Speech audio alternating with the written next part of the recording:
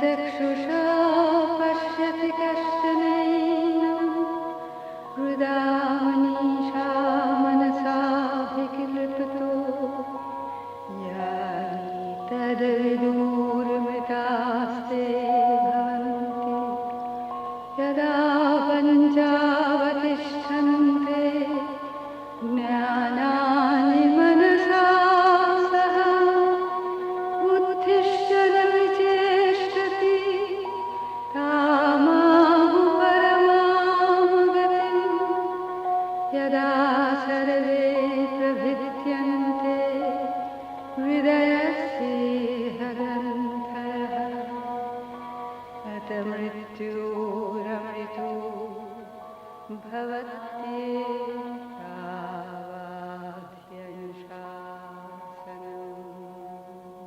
A large luster lit the mighty page. A purpose mingled with the whims of time. A meaning met the stumbling pace of chance, and fate revealed a chain of seeing will. A conscious wideness filled the old dumb space. In the void he saw throned the omniscience supreme.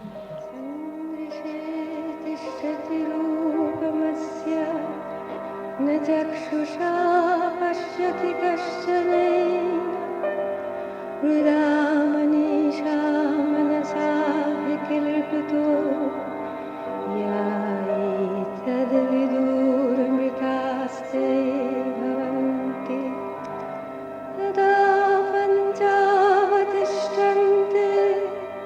ज्ञानानि मनसा सह बुद्धिश्च न विचेष्टति तामाहु परमां गतिम् यदा सर्वे प्रभिद्यन्ते हृदयस्येह ग्रन्थयः अत मृत्युरमृतो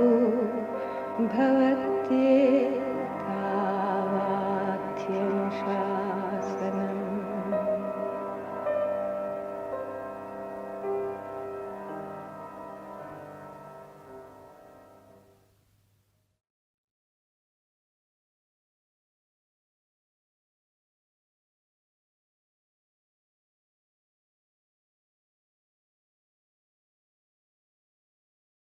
Before beginning, just make one request.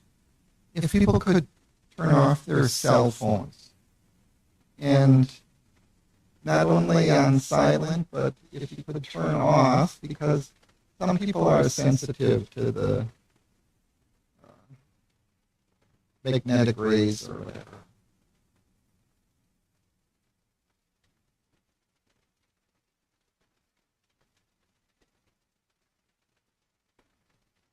So we're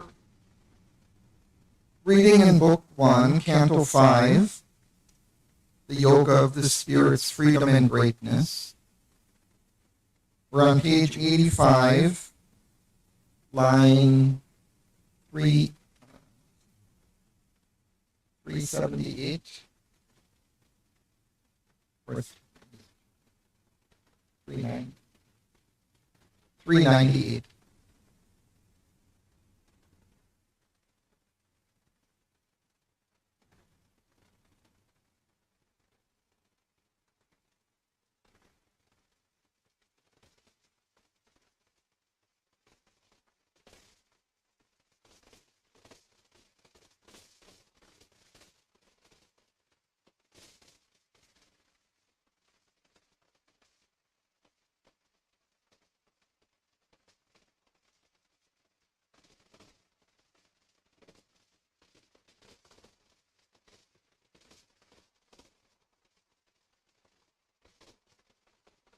Well, this is the working of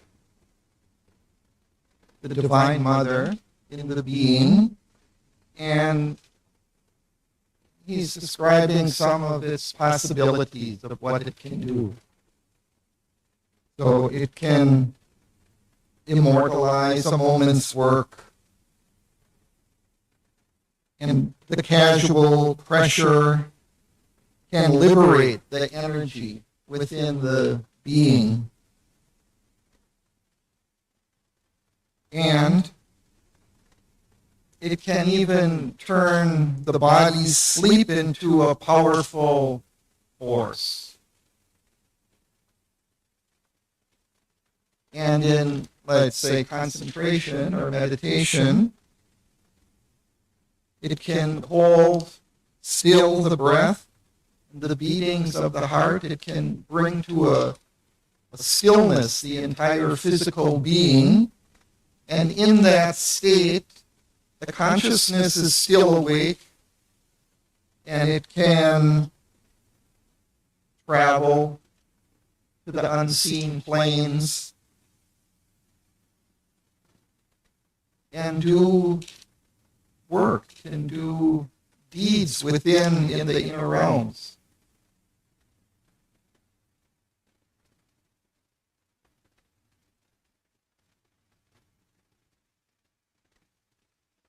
Yeah.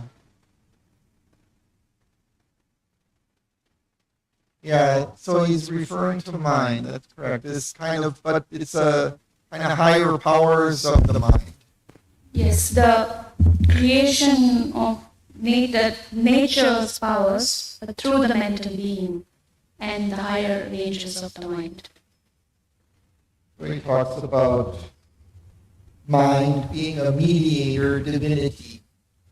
So it's kind of through the vehicle of the mind that the Divine Mother can work to create these kinds of miracles that we see in the manifestation.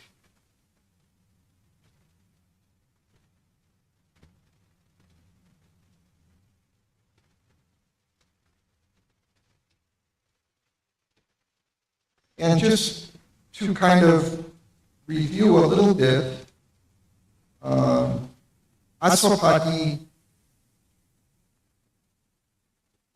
has kind of come to a higher stage in his spiritual realization, and we see at the top of page 80, he mounted burning like a cone of fire.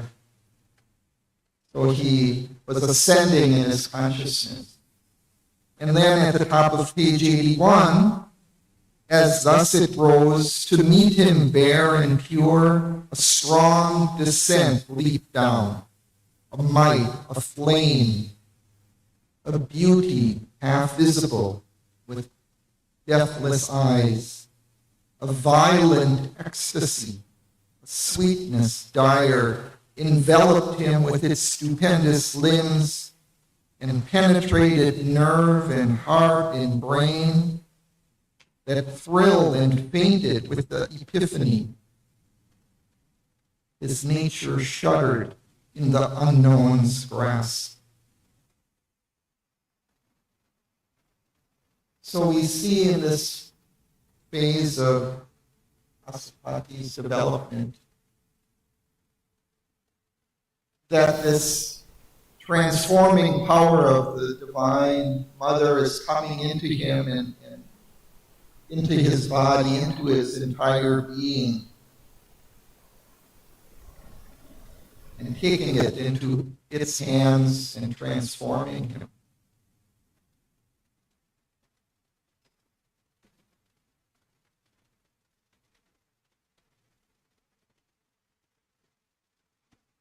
So we've been kind of describing some of the possibilities of this tremendous force coming in to the being, what it can do.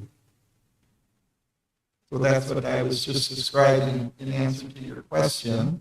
These are some of its possibilities. So I think from that point, maybe we can continue now on page 85, line 398. And Zach, do you want to read? 398. This This giant ignorance.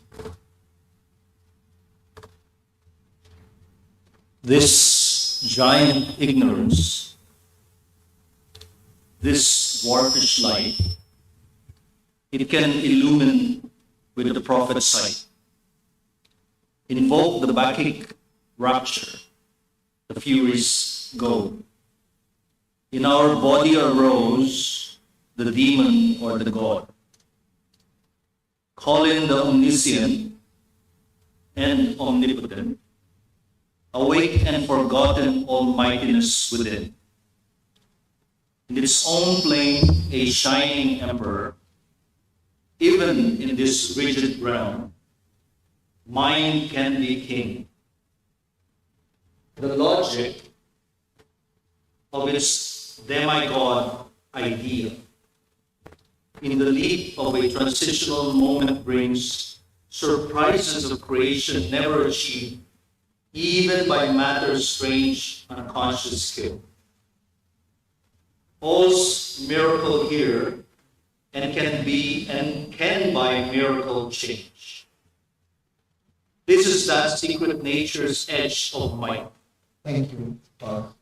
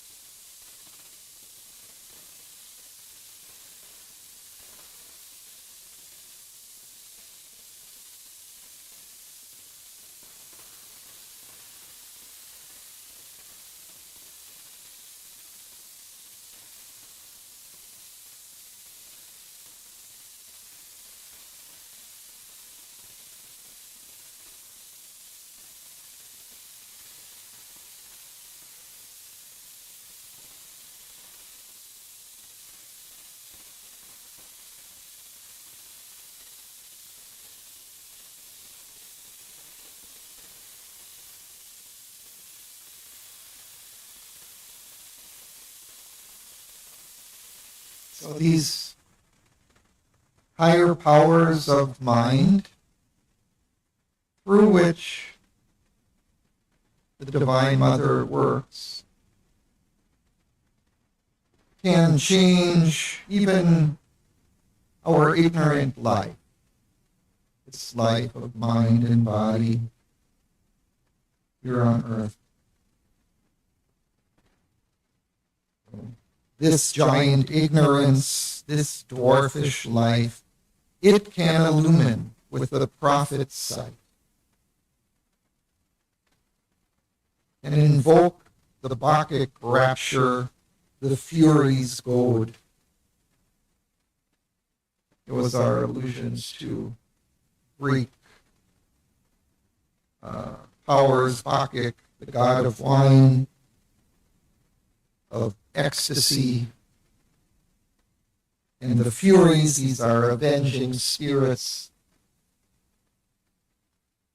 So if people go against like the will of the divine, these violent powers can come and destroy. Goad is to prod, to poke.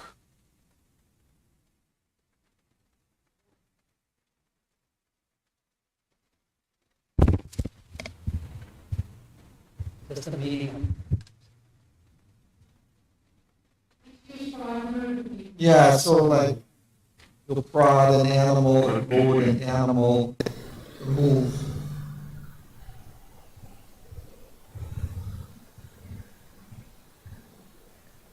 In our body, arouse the demon or the god, call in the omniscient and omnipotent. So mind can call these higher powers of the divine into ourselves.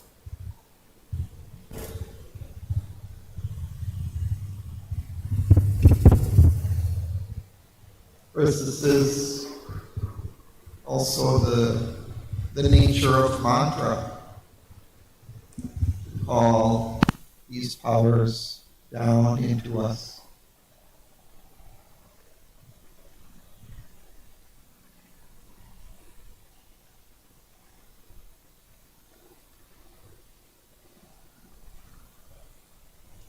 Yes, they're avenging spirits, so they avenge wrongdoings.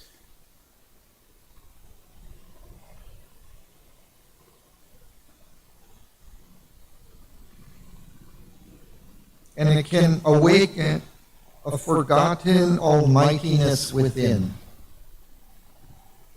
So within each of us is this omnipotent divine power, and that can be awakened within us.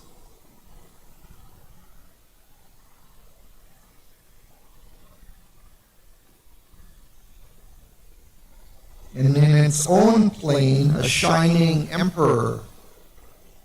So in its own plane of mind, mind is king. And it controls the life and the forms. It's not subservient to them like here.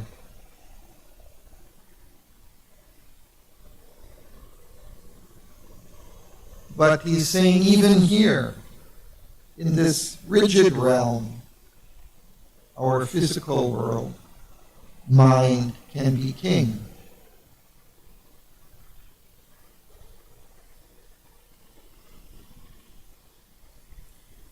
The logic of its demigod idea in the leap of a transitional moment brings surprises of creation never achieved, even by matter's strange unconscious skill.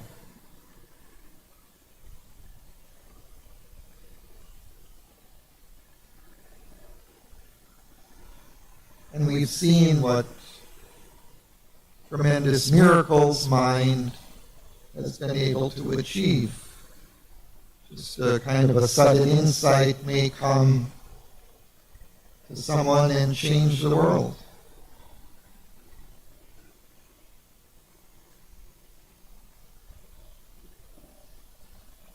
And then these next two lines. Whenever Sri Aurobindo has these one-line sentences, very often they're very powerful mantric lines. And here there's two in a row, which is quite unusual. All's miracle here and can by miracle change. This is that secret nature's edge of might.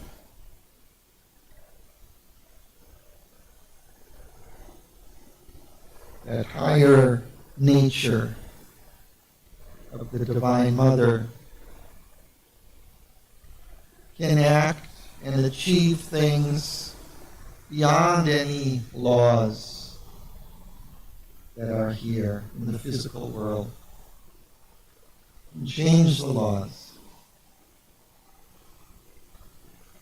or intervene within them, overruling them for the moment.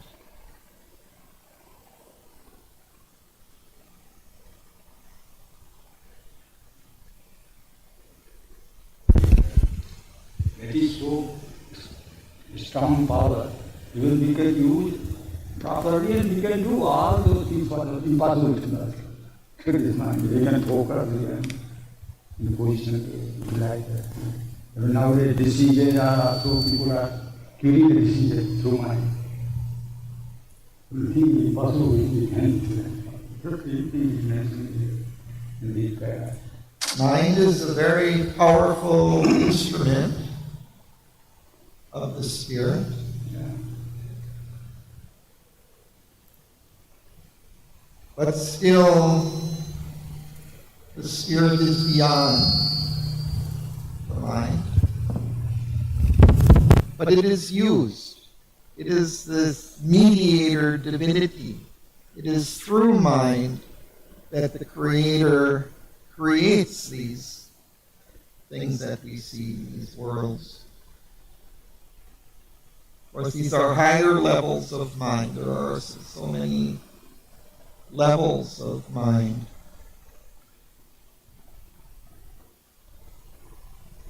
Going up to overmind, it's still kind of in the highest level of mind. And it's through that this whole creation has been made. But it's also in some ways still limited.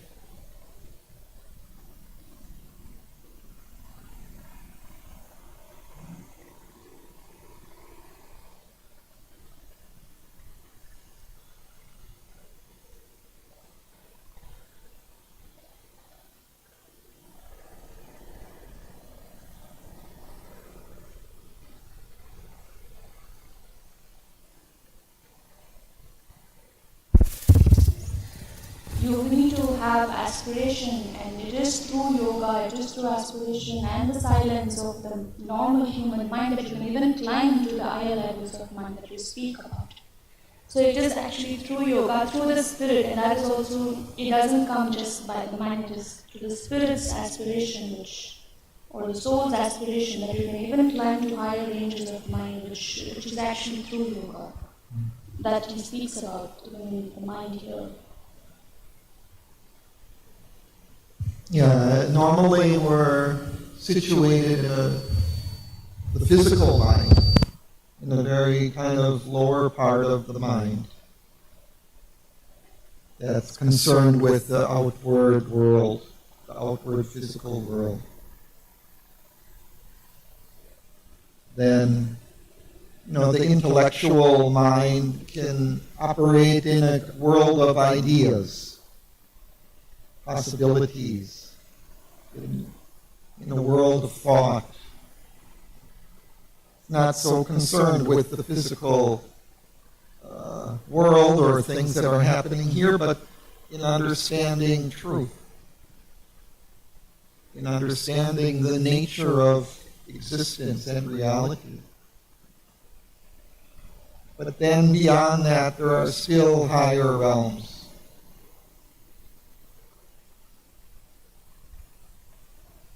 And to achieve those, to get to those, as Nitya is saying, it's not a simple matter.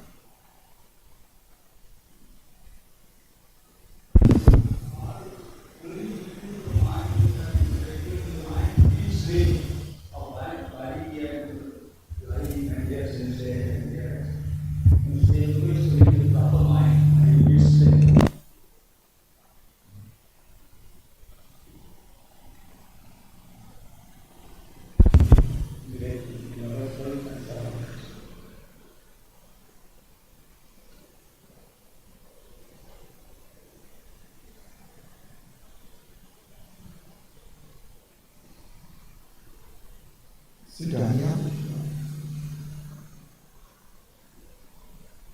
On the margin of great lunar days, in kingdoms of the arbitrary method, glory of force, the mind is master of the life and thought, and so fulfills its thoughts by its own power.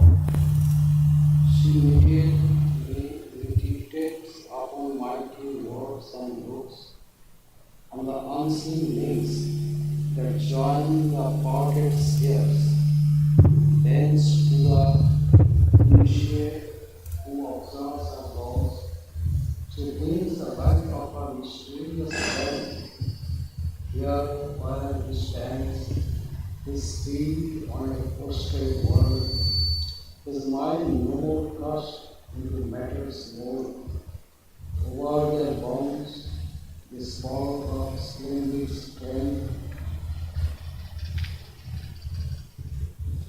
she carries their magician processes and the formulas of their stupendous space, still heaven and hell become parallels to earth, and the universe the slave of mortal will. A mediatrix with great and endless gods, whose alien will touches our human life, imitating the world's magician's way. She invents for our soul-bound free will its groups, and trains for magic's with a binding cause. Thank you.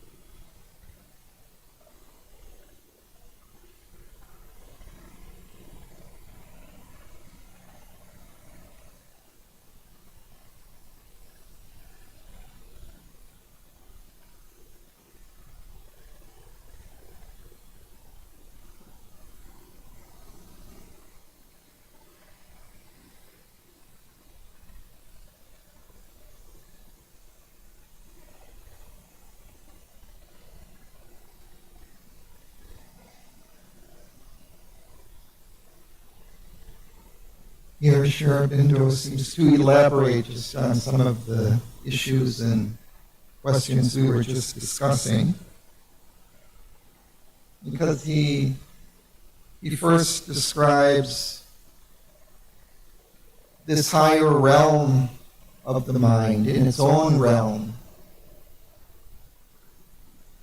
on the margin of great immaterial planes, in kingdoms of an untrammeled glory of force, where mind is master of the life and form, and soul fulfills its thoughts by its own power. So this is that higher realm of the mind. There she meditates upon mighty words and looks on the unseen links that join the parted spheres.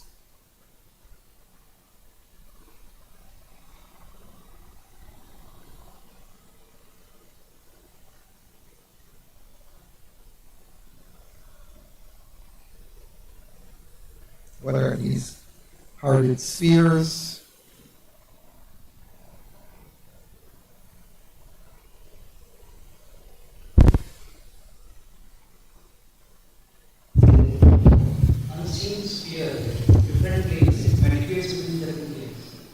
Material and immaterial.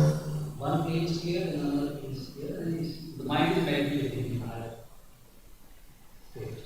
Higher nature, lower nature. I think it is a very matter body life, and upwards there is a Sachidan, where the middle mind is thinking that home. Spirit and nature. But here is referring to the same. Line 412 on the margin of great material planes. And then he is referring to the spheres. That is the same thing.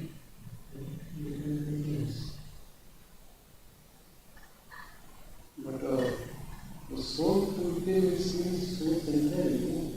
Soul is beyond the mind.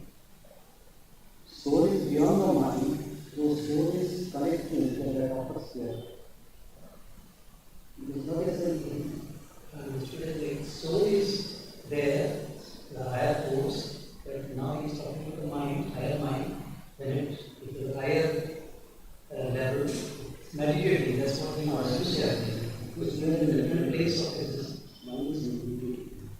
think often he will use this term in terms of knowledge and ignorance, or divine and undivine, or united, one, and differentiated, the many. So these are kind of dualities that kind of represent, I think, these basic two spheres of existence, the higher and the lower. The higher nature, which is also kind of unified, based in oneness, and the lower nature is divided, unconscious of that unity.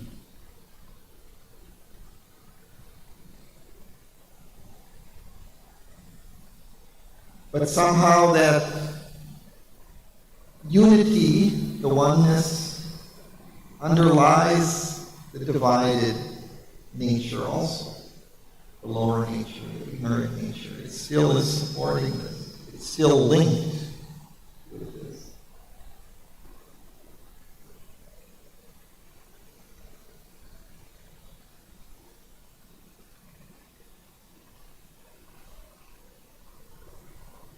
She meditates upon mighty words. Like a significant line. Talk about the word as being the creative energy of existence.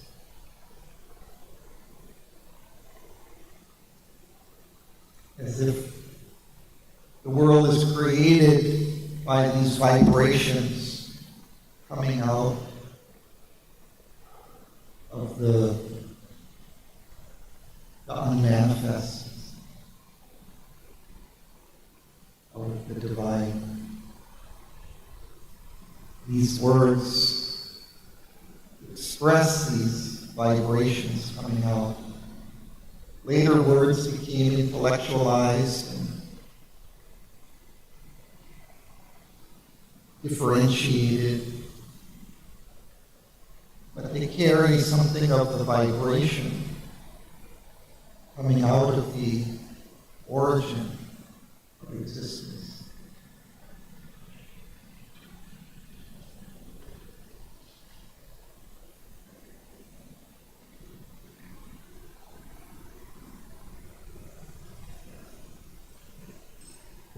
So then he says, thence to the initiate who observes her laws, she brings the light of her mysterious realms.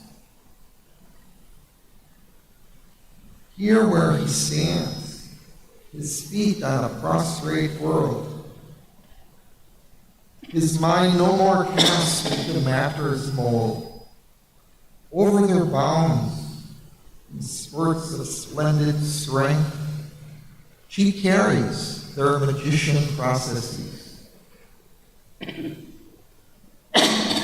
So to the initiate, say the yogin who can enter into this higher mind realm, observe the processes there, enter into that mind, understand, unite with its higher knowledge. To that person, that yogin, she can bring those powers of mind here into his life on earth. So he brings those powers of the higher mind here into the world, into his actions here on earth.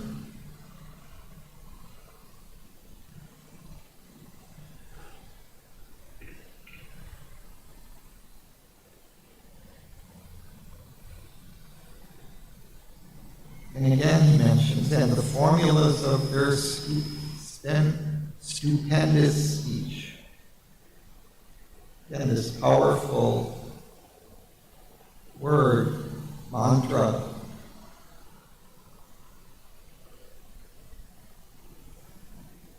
mantras also are often formulas for different things, right? To achieve different ends.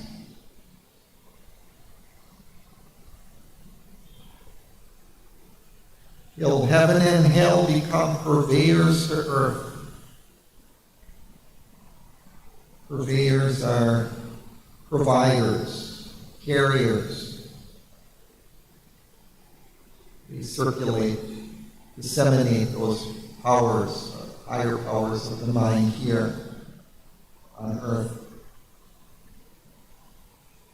And then the universe, the slave of a mortal will.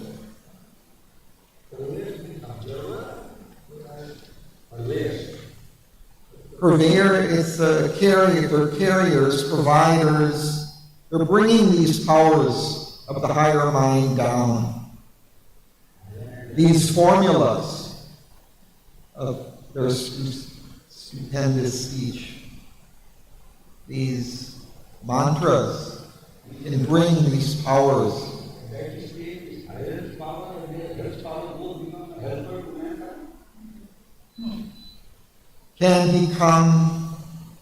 He can bring those powers here, both heavenly and hellish powers.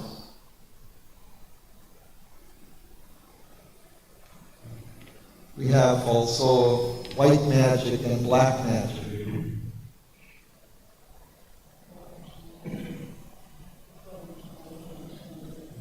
Because you're just talking about eventually the new being will have a conscious will over matter. Because now the humans, in our ignorance, we create all these weapons of destruction now. So when the supramental being comes with a conscious will over matter, anyone pointing a gun at you it will become a bouquet of flowers. No? So that's a light divine queen.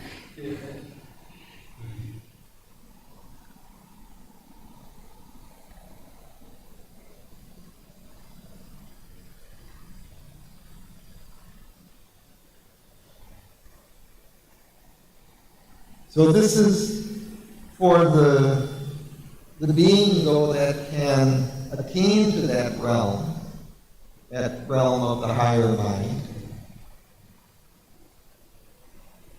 Not everyone has access to that.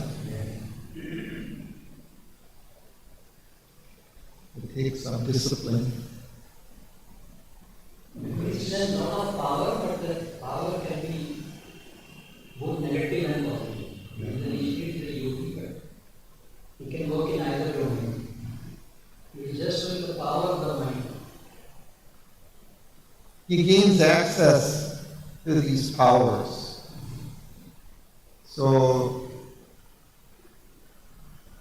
he gains access to powers from all different realms, lower realms and higher realms.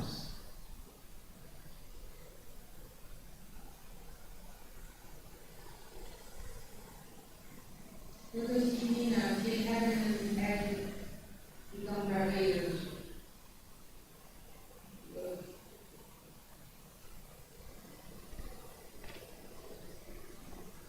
Their forces, he can mediate or channel their forces, I think. He can bring those forces from heaven or hell here on earth.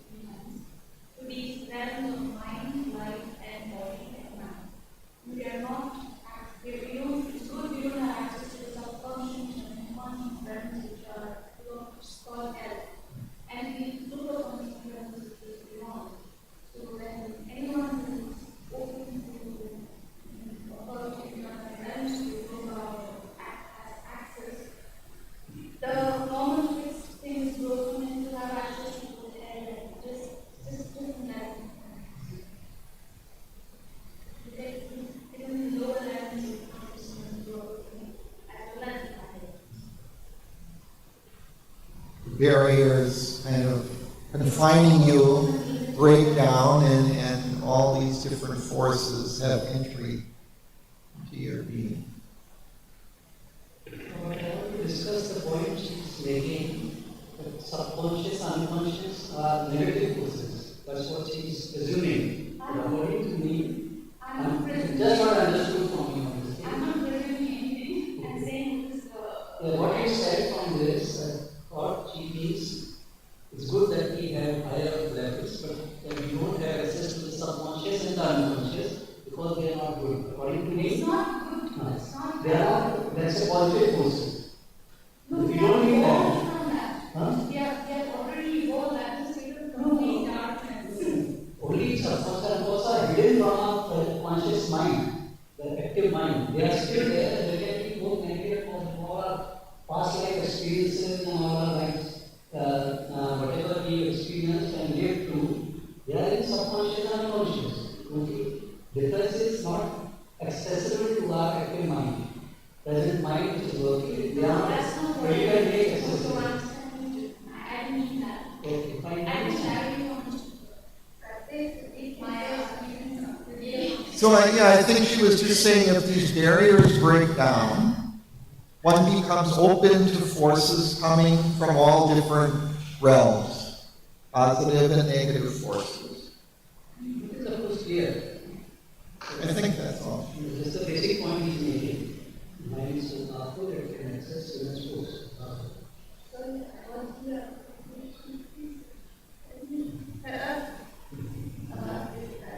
He just said it. He just said it. No, he said it.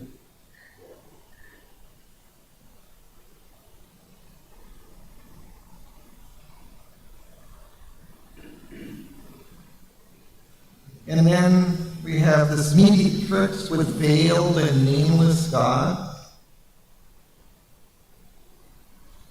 Again, these gods or divinities can also influence us.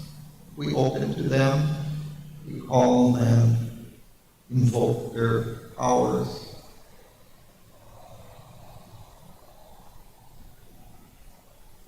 Whose will touches our human life. We know that and we start from an area. Oh. Okay, right. So maybe we can continue. A mediatrix.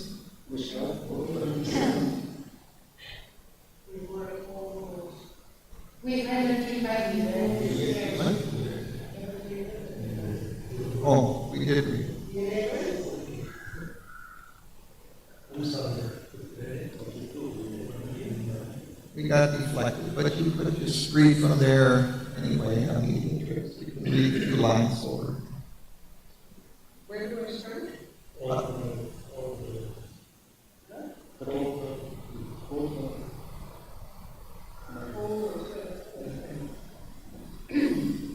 All worlds she makes the partners of her deeds, accomplices of her mighty violence, her daring leaps into the impossible. From every source she has taken her cunning hints. She draws from the free love berries of the plains, elements, for recreations to the course. A wonder weft of knowledge in Canto, a compendium of divine invention's feats. She has combined to make the unreal true, or liberate suppressed reality.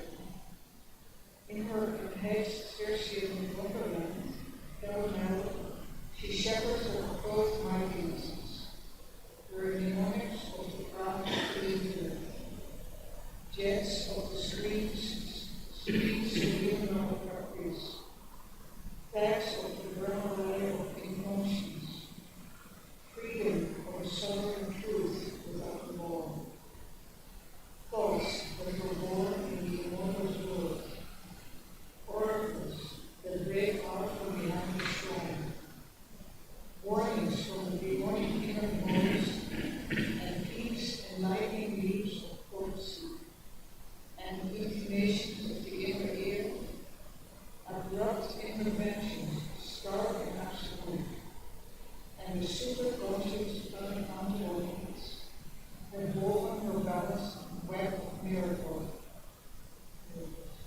and the weird technique of the relentless growth. This bizarre kingdom passed into the stars.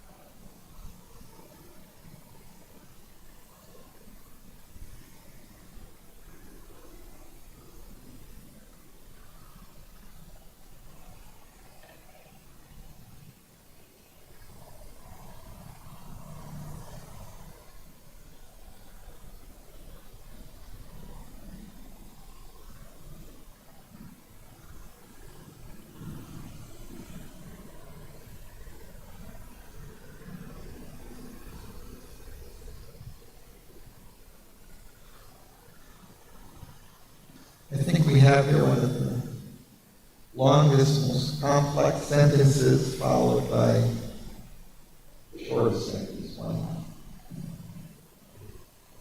Yes, she's the lower nature or higher nature? Yes, so let's just go back to the previous sentence. A mediatrix. So again, he was talking about that mediatrix divinity of mind. But it's mind being utilized by the Mother, by the divine Creator. The mediatrix divinity. So with perhaps using veiled and nameless gods, whose alien will touches our human life, is imitating the world magician's ways. She invents for her self-bound free will its grooves, and feigns for magic's freaks the binding cause.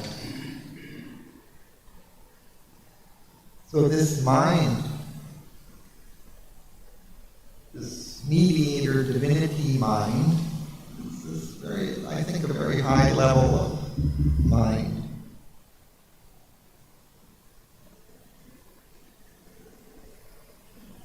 And it's creating things here in the world. She imitates the world magician's ways. Even this mind has a free will, but it binds itself on free will.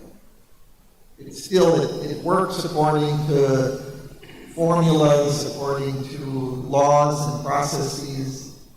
But these are processes that it undertakes voluntarily and can even override if she chooses.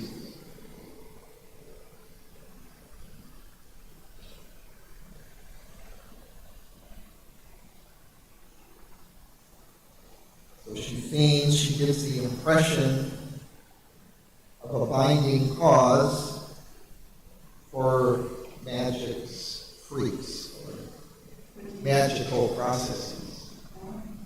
Magical processes for magic. For magic that doesn't follow any laws.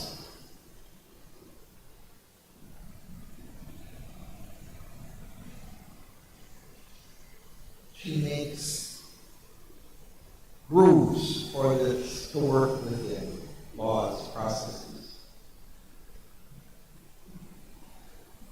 She does that voluntarily.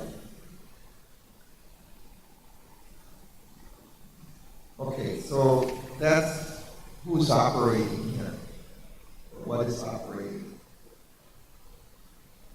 So in that process of creating things, she draws from all the worlds, all the different levels of being, their processes, and uses them in a very complicated and complex way to create this miracle of creation that we see of matter and life and mind. She draws from all the different planes, different powers. She draws from the inconscient to create forms and limits. And she draws from the highest realms to create the possibilities that are unfolding. She draws from life, she draws from mind, she draws from hell, she draws from heaven. She uses all of that in this incalculable way. She, I think the mother, she's using this, or this mediator mind level of the mother.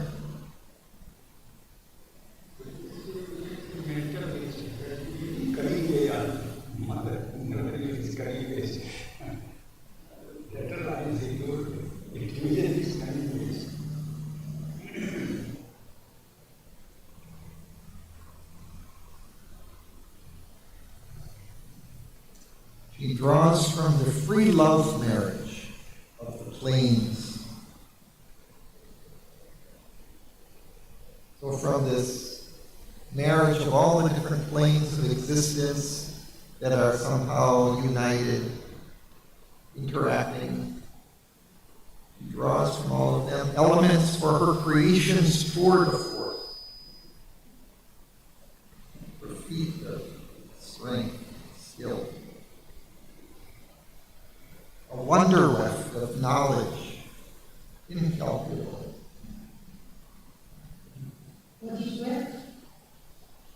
A weft is like a woven fabric. Thread which goes across the length of the fabric.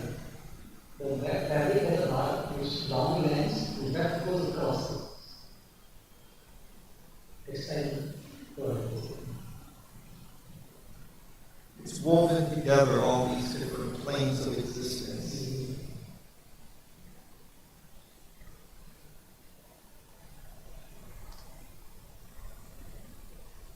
A compendium of divine inventions, feats she has combined to make the unreal true or liberate suppressed reality. Compendium is kind of like a brief summary of a larger work.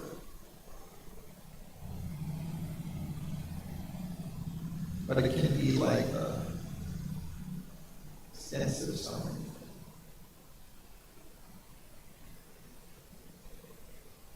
What is sufficient word about? Which? Next word says sufficient wonderland. It's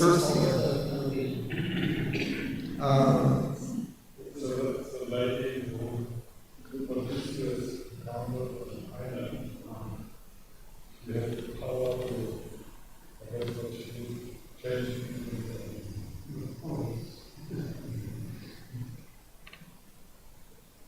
And has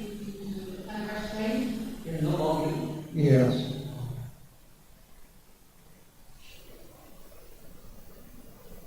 We plant hedges around the boundary of our plot, sometimes the land.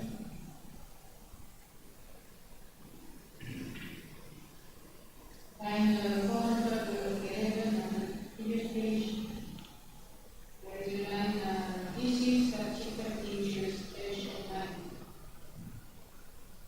Very different. Yeah, we read that earlier, right?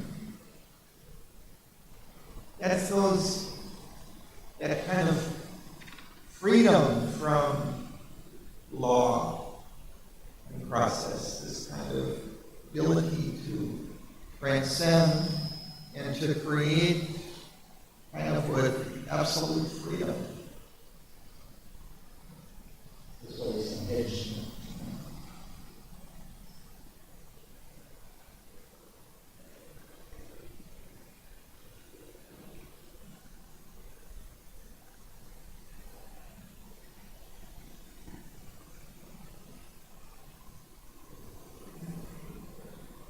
Freedom, the sovereign truth without a law.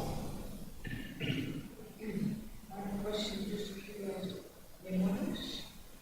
Mnemonics are little techniques we use to remember something. You know, like associated with something else.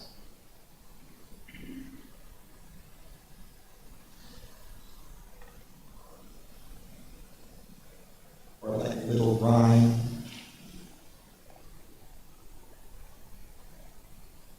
For instance, this is my very Krishna mother just to give us 9 people. This is memory. It's true. Memory is we learn from pieces. In primary school, we learn my very educational mother just to give us 9 pizza. 9 pizza. We are the learning system. From the dictionary, a system of aids devised to sharpen and strengthen memory. Aids.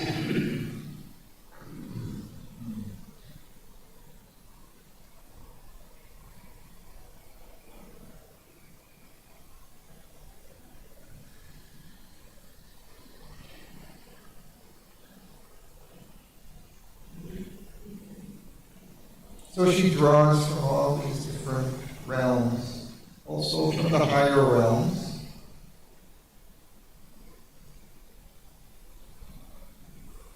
Oracles that break out from behind the shrine, warnings from the demonic inner voice, peeps and lightning leaps of prophecy, and intimations to the inner ear. Abrupt interventions, stark and absolute. And the superconscious, unaccountable acts have woven or balanced the web of miracles and the weird technique of her tremendous life.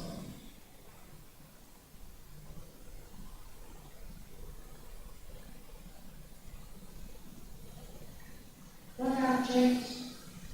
Jets are the streams of democracies. Like, you can have like a jet of water, it's just like a thin stream.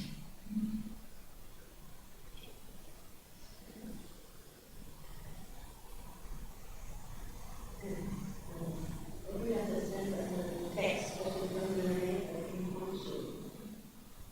Okay, so the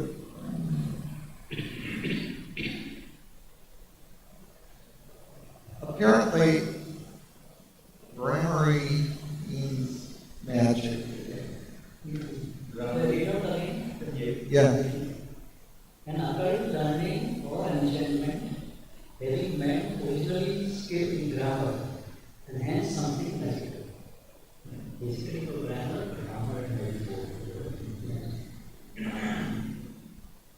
So maybe like a kind of formula again, a kind of a word formula. Current learning or enchantment, having man originally skilled in grammar.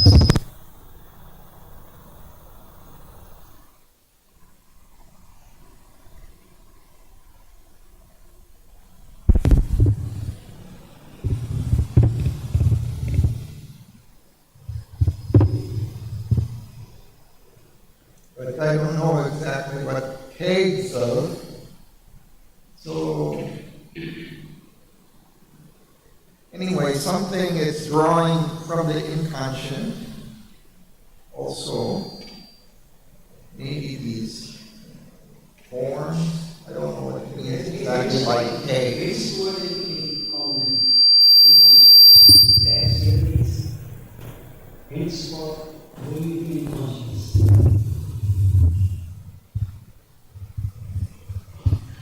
Asserted and feel my mind.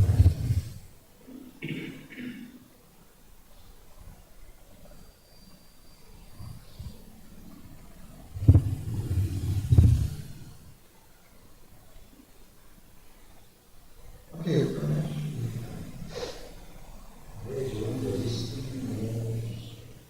This bizarre kingdom, right? Two lines. From above. This desiring part in the church, I want resisting more and more Lord.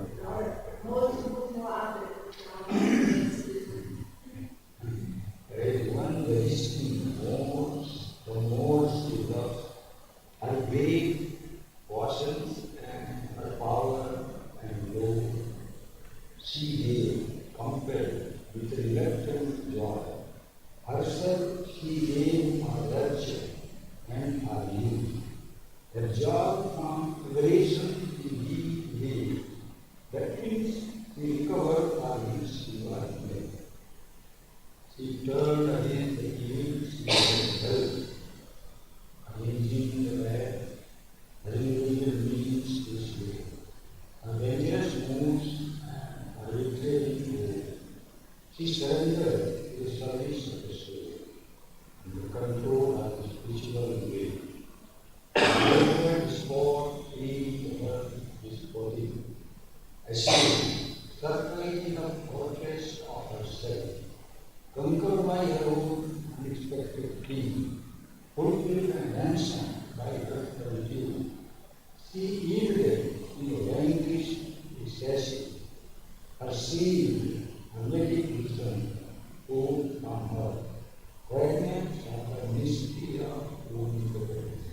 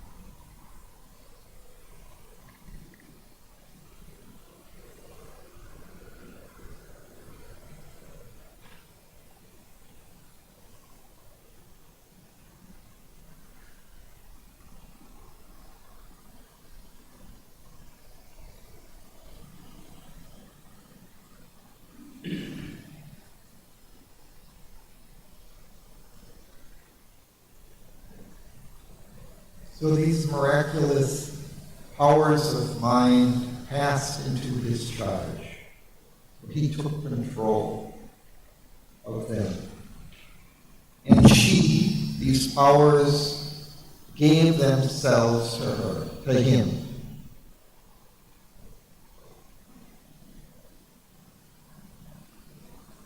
Herself she gave for rapture and for use.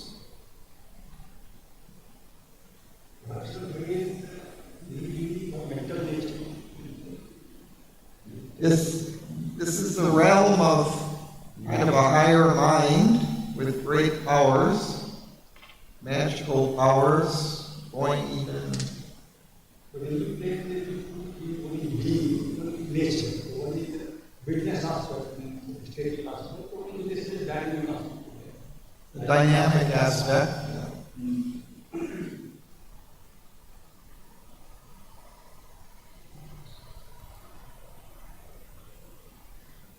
Part of nature. It's on a certain height of my nature, which is creating all of this.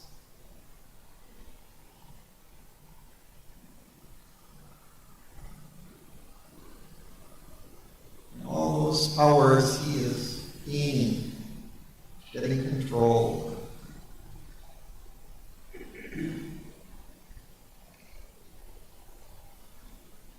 So that, as we were just reading, I mean, the power is incredible because it draws on all the different planes and utilizes them together to create the world.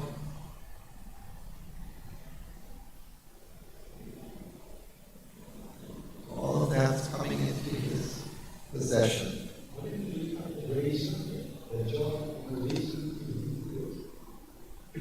Yeah. So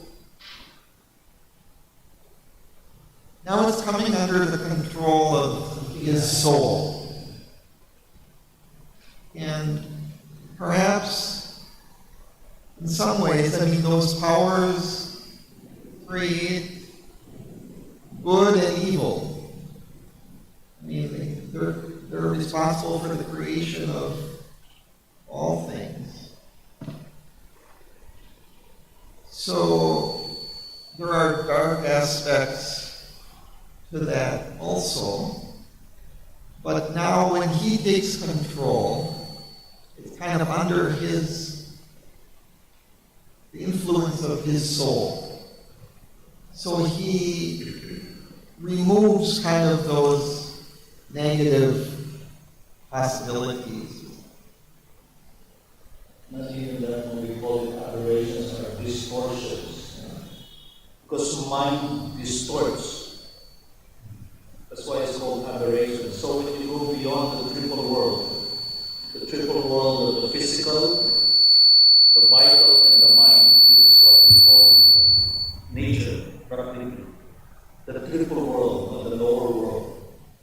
And then like I said, when it goes to the Supreme itself, it's already beyond the aberration, absolved from the distortions. But the way we perceive it is a kind of a distorted way.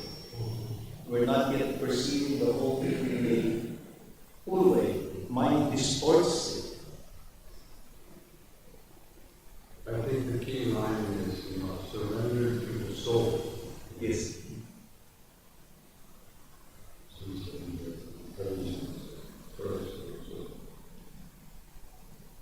So in that line too, she turned against the evil she had held.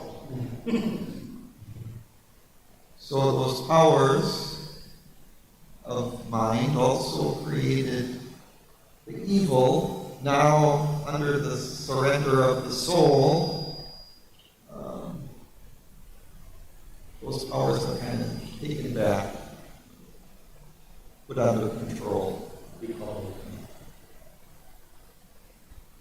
But I find this very interesting.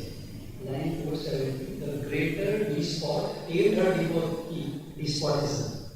He is acting like a apparently untamed manner, and the bigger despot, that is divine, or the soul. He also is despot. No law, no regulation. An autocratic ruler. So someone who has complete control. So she has kind of, control over things, but then he controls her. But these sport is generally a tyrant. And they oppress people. But here I think soul also is referring to the these sport. That's why I find it interesting. That's why the mother says, it's some people are complaining about the ego. But she says, well, if we're talking about the one, that is the supreme ego. Because everything is about control and domination. It's a hierarchy. So when you go to the supreme, it's the pinnacle of the hierarchy. So you can say the supreme despot. Then what is engine? Engine wrath. Forcing fire. Engine, wrath, or invisible means to slay. Yeah, these are also powers of mind. Engine, wrath, you can think of military tanks and missiles. Like machine. Which word? Engine wrath like a machine, yes. 465. 465.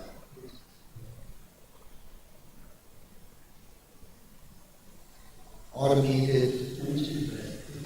Nature, not like a machine. Nature is like a machinery. Engine was a power. This wrath was also a power. Engine wrath.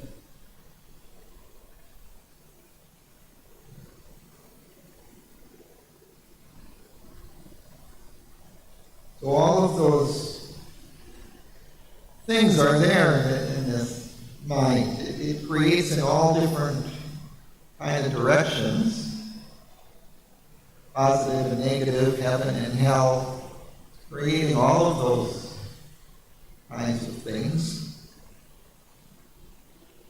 But now she surrenders all of that to the soul. And so in doing that, she also finds her own fulfillment.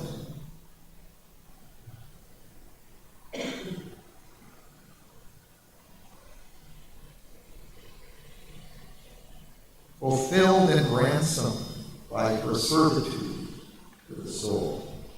She yielded in a vanquished ecstasy. Her sealed hermetic wisdom forced from her fragments of the mystery of omnipotence. Entonces decir that she still had the service of his soul and the control of the spirit will. So thanks for the 2 points. So there's an explanation for this despotism, control, Service of the soul and spiritual will. And it's small letters now. Soul is still in small letters. Yeah, that's surprising also. It's a lower case. Here I expected it to be capital S. It's small s. So I think. No, here Ashwati is not. He's just witnessed everything. And I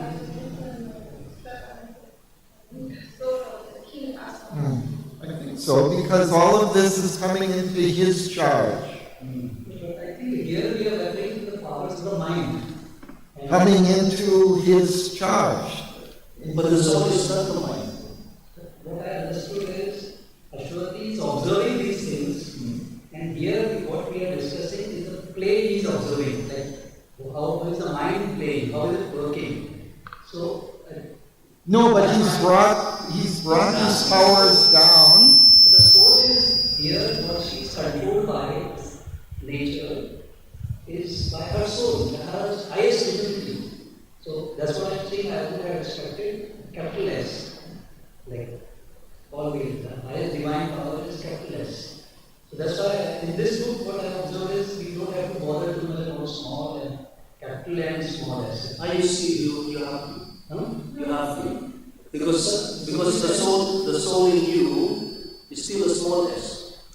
Same as me, small s. That is here. But when he is talking of, now he is talking about the nature of soul. Here he is talking about the nature is so powerful and can be controlled by the soul, which is higher divinity. Usually, I think we should also capitalize the soul and small as an individual soul. The individual soul is small, particular for that person. And then when it's capitalized, it usually represents the collective being at the unity level of consciousness. When it's capitalized, it is not equal to one individual, but you're this experience, this personal.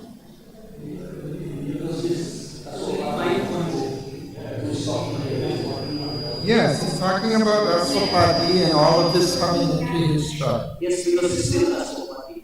It has to be given importance. Whatever is telling is true, everybody is going through those processes. All of us, when human nature, anything wants to be stored after a certain stage, they understand the mind, the nature. That nothing can be done to the mind. And the mind has to surrender to the mental soul of the nature. Nothing but mental soul. Mental soul. So that his mental soul becomes small soul. Not that complete soul and most soul, most beings. Only places change. So line by line you see, you see the power. I can start here, and after 5 minutes things are changing. So it's not taking important now. Situation is very nature of mind Which soul is referring to here? This big nature, divine nature, has a higher power which is controlling this power. In my understanding, this passage, when you say soul, is referring to the individual soul of this personal experience at that time. And usually, when you're trying to convey something at a superconscious, at a very high level of consciousness that things are united, or the soul is collective, or it means the supreme soul, he uses capitalizing. And sure, to those capitalization has meaning. Everything that we have is meaning, right? Capitalizing more than the has to be. Yeah, but this book has come to us after so many additions and corrections, not for this original manuscript. It's afterwards. I'm just referring to what I have already said. Saying what is my we have also read the content and read what he has important. Mostly, I don't check very routine. Yeah, I think we're having a little bit too much crosstalk there. And, Too much time.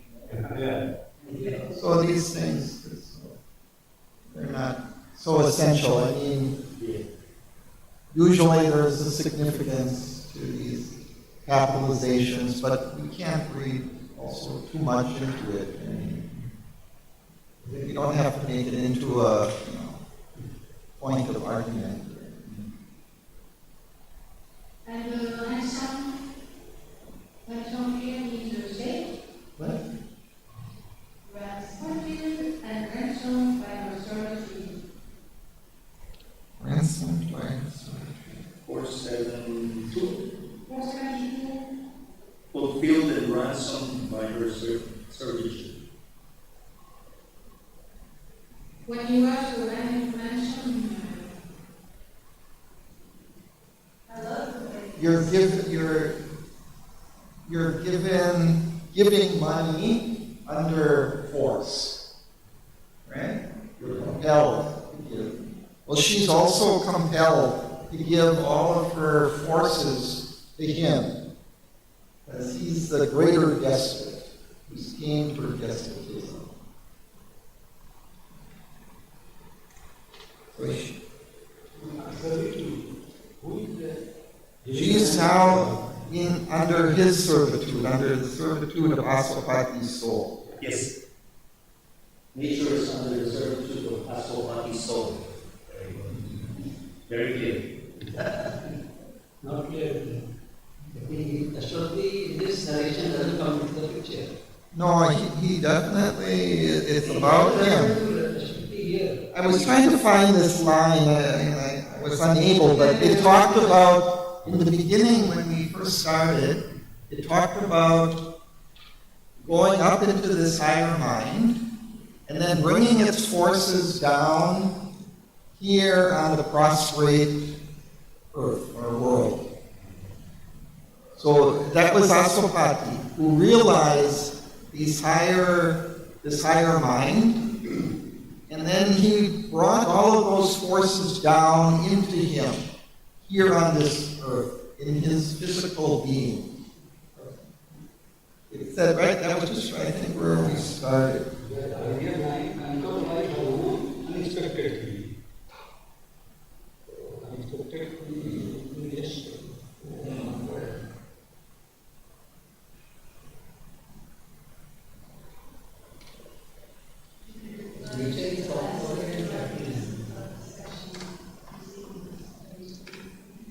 Yeah.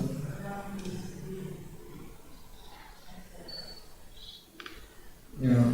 The soul and cosmos face physical powers. Where? On page 83. No, it's not what I was looking for, but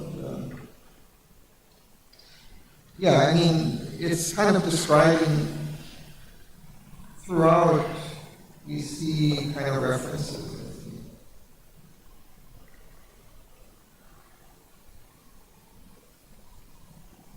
Anyway, this is Aswapati's yoga, his realization that we're reading about.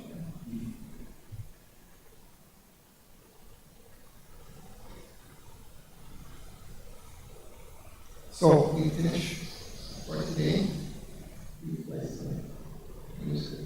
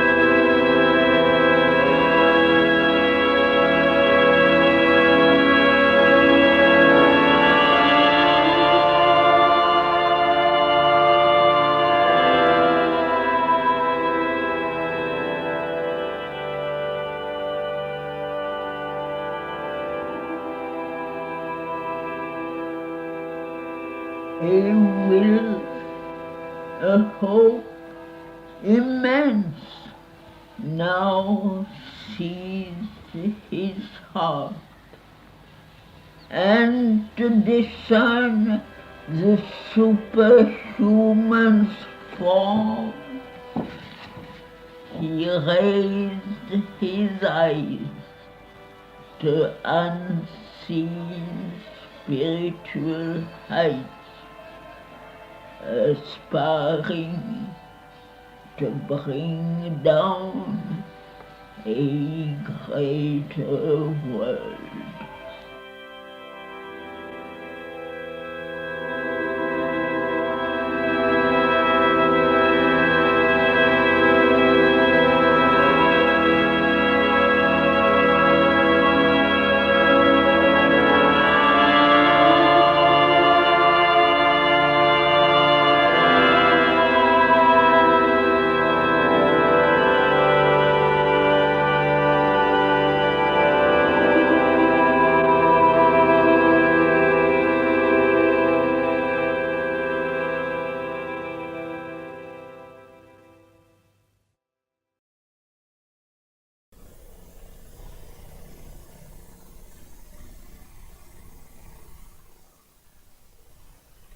Thanks to Sri Auroville.